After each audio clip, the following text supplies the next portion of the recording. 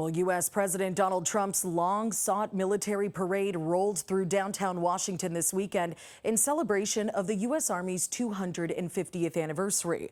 But while the nation's capital displayed a show of pageantry and power, protests erupted across the country, echoing a clear message: no kings in America.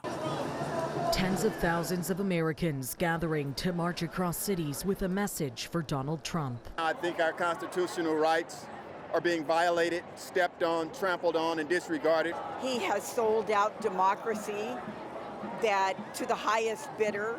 He is really only in this for himself. Organizers say the more than 2,000 demonstrations across all 50 states opposed authoritarianism, billionaire-first politics, and the militarization of democracy.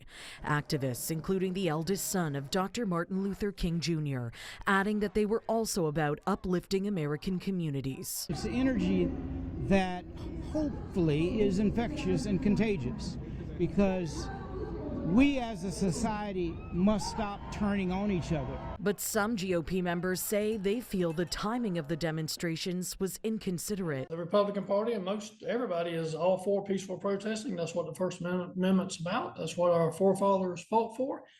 Unfortunately, it's on Flag Day. I wish that they were out honoring the flag instead. You know, it's that flag representing the country that gives them the right to do peaceful protesting. For the most part, protests did remain peaceful, but the situation in Los Angeles did prove slightly more tense.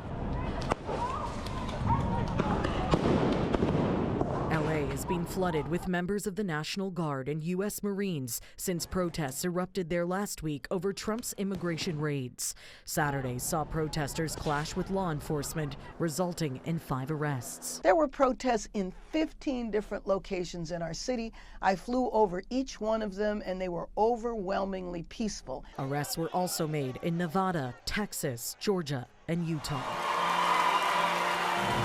As crowds rallied in the streets, Trump watched from behind a sheet of bulletproof glass as the military parade unfolded.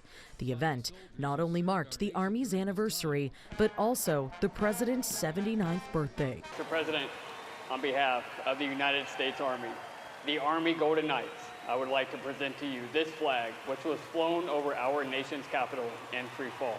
Critics call the timing deliberate, but parade attendees beg to differ. I mean, it's a time to showcase our military.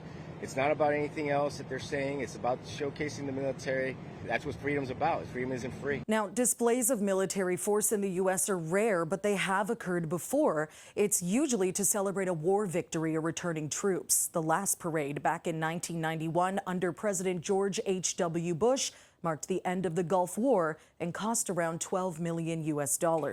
Officials estimate that Saturday's celebrations could cost the U.S. Army anywhere between $25 and $45 million. For City News, I'm Karling Donoghue.